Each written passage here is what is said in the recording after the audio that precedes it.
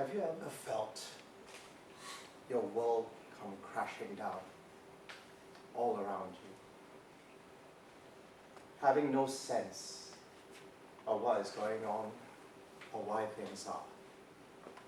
Have you come to a position where you've said to yourself or asked, God, why me? So as you've seen from the context, 1 year ago, my world changed around me. My entire way of life changed forever. I was born in Singapore on the 12th of September 1986. I moved with my parents to Malaysia in October 1986. Singapore for me was effectively a foreign nation. As many people here know, as a Singapore citizen, you have the obligation to serve national service. I had no such knowledge, having grown up my entire life in Malaysia and carrying a Malaysian passport, as my father was a Malaysian citizen. My mother, who was a Singaporean, was equally as clueless under these circumstances. It was not until I was 21 years old that I find out that I had received an enlistment notice to serve in the military here. But by that time, it was already too late because that notice was 2 years old. I had completed my undergrad studies in the UK at that point, and I came back to what was effectively the shock of my life. I asked my parents, what was I supposed to do under these circumstances? And then they had only one thing to say: Douglas, never return to Singapore ever again. So that lasted until 2016.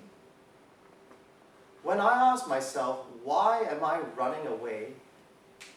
Why do I feel like I am a fugitive of the law, when effectively I've done nothing wrong? How about I just come, do the right thing, own up, and serve my time in the army? Wouldn't that make things right again? People advise me, Douglas, the law is not on your side. You may come back to some very severe punishment. I replied, at this moment in time, I believe that I cannot live if I had not cleared my conscience. I have to come back and do what I need to do. So in March 2016, I returned back to Singapore and I enlisted. And that was more than 12 years late. I entered into the Singapore Civil Defence Force in July 2016. And I served as a medic at the 995 emergency call center. So that was my national service. In 2018, I completed my national service, having served 2 years and given up everything: my family, my career, my home, to come and do what I thought was right. But before I completed my service, I received a notice that I was charged for this offense. And this was a building, the state courts, which I saw almost every 2 weeks. And this was one of the most miserable times of my life, because I was treated just like a common criminal for doing something that I had no control over.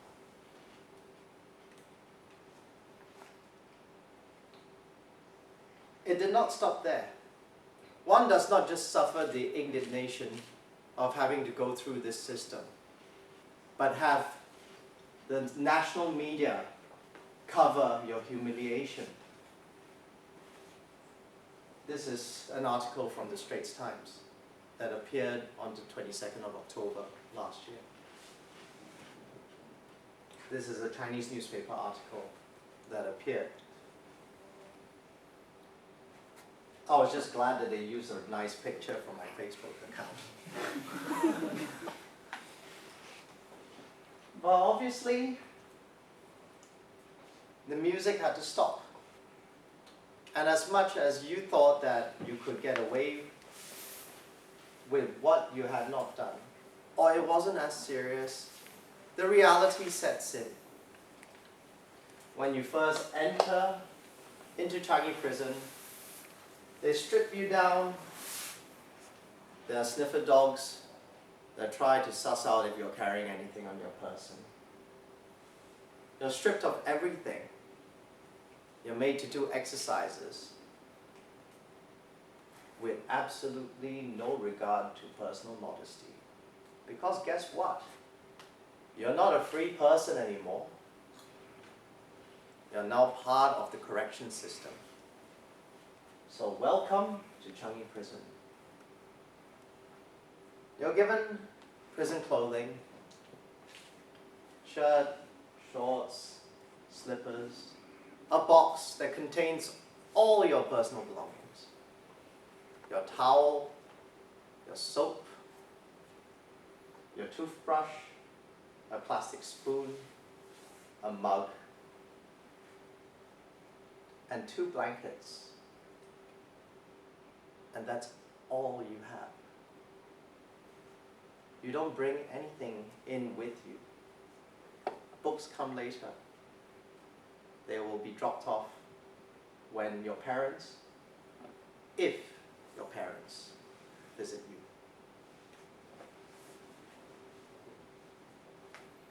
This is a view that we never got to see. This is the view of Changi Prison Cluster B from the outside. But for us, this was our world. You go in, there's a set of cells. Each cell contains 8 people. There is no furniture at all in any of these cells.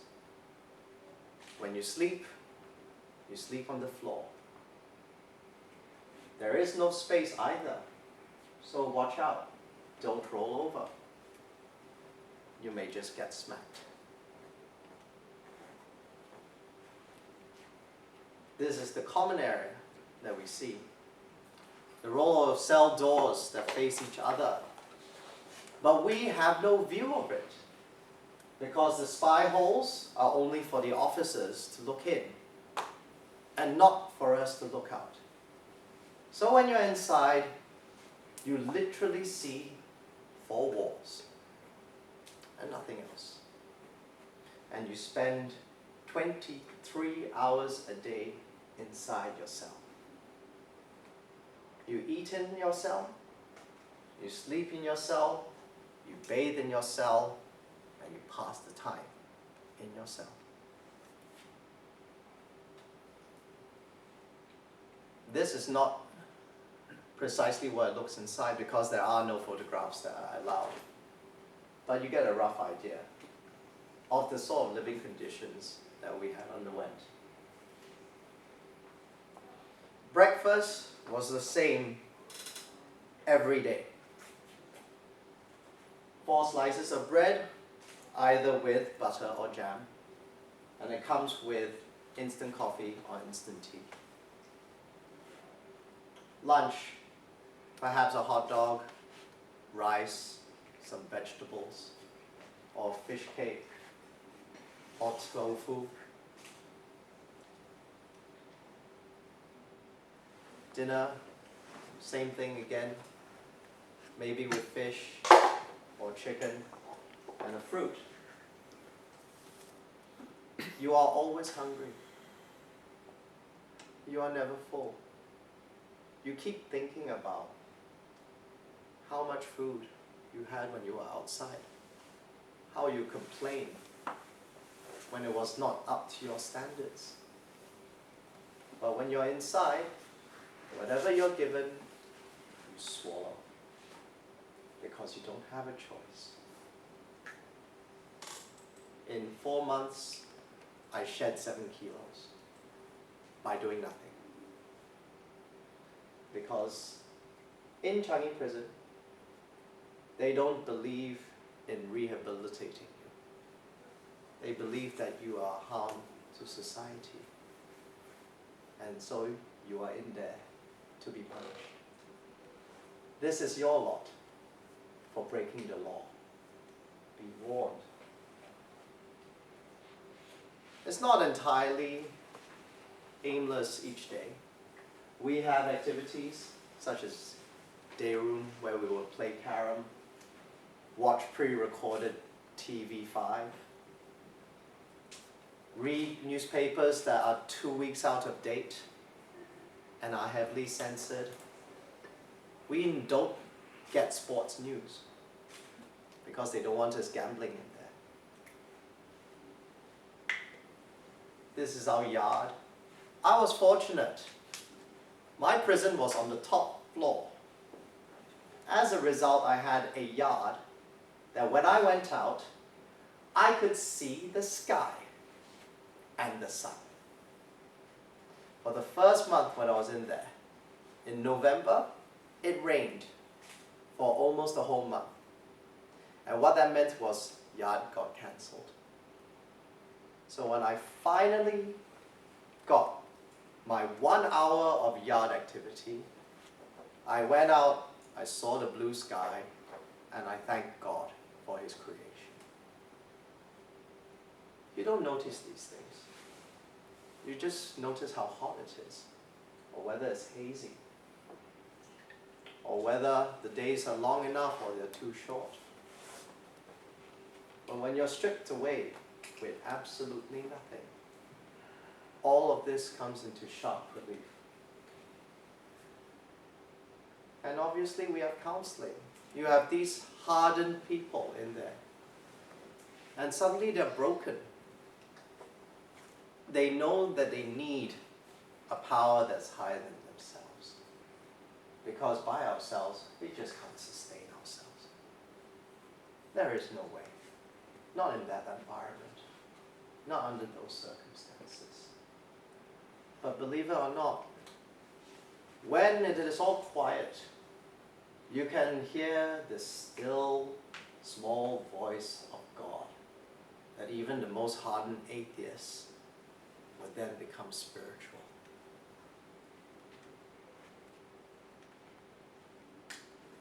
So in the deepest, darkest moments of your life, how do you pull through? The first is make a choice. We all have choices in our life, even when we're faced with this sort of situation.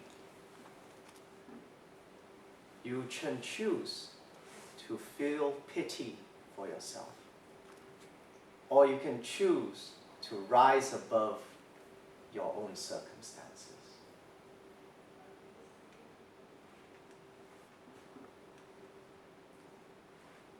Gratitude cannot be overstated. I was grateful when breakfast came in the morning. I was grateful when I got to shave every Wednesday and every Sunday. I was grateful when they replaced the nets in the basketball court, that we could play basketball without having the ball being caught by the side.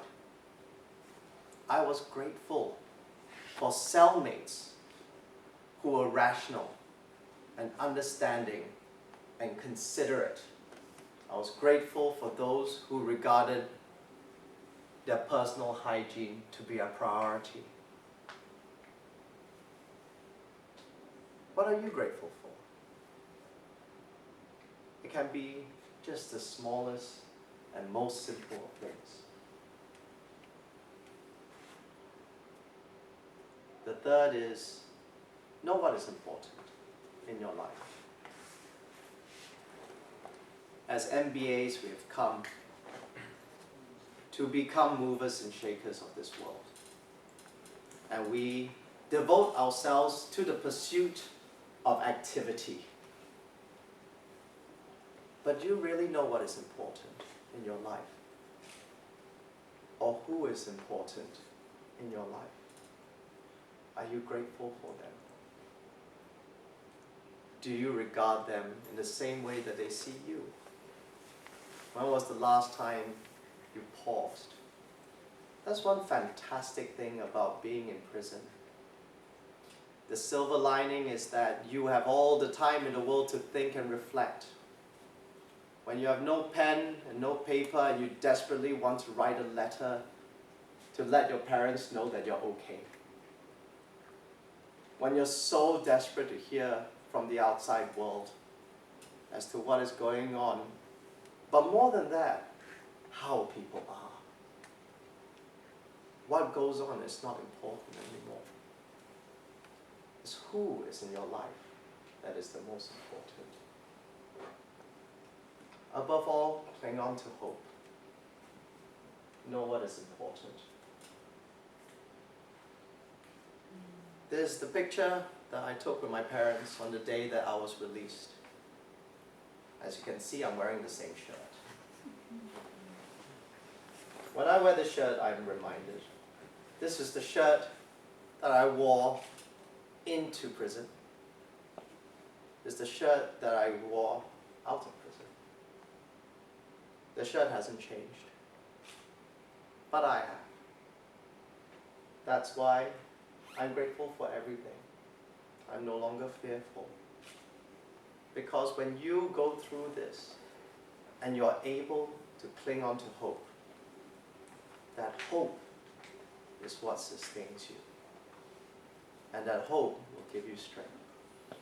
Whether it is in yourself, or in God, or in the ones who love you. Always remember, in your deepest, darkest moments, to continue to cling on to that hope above all.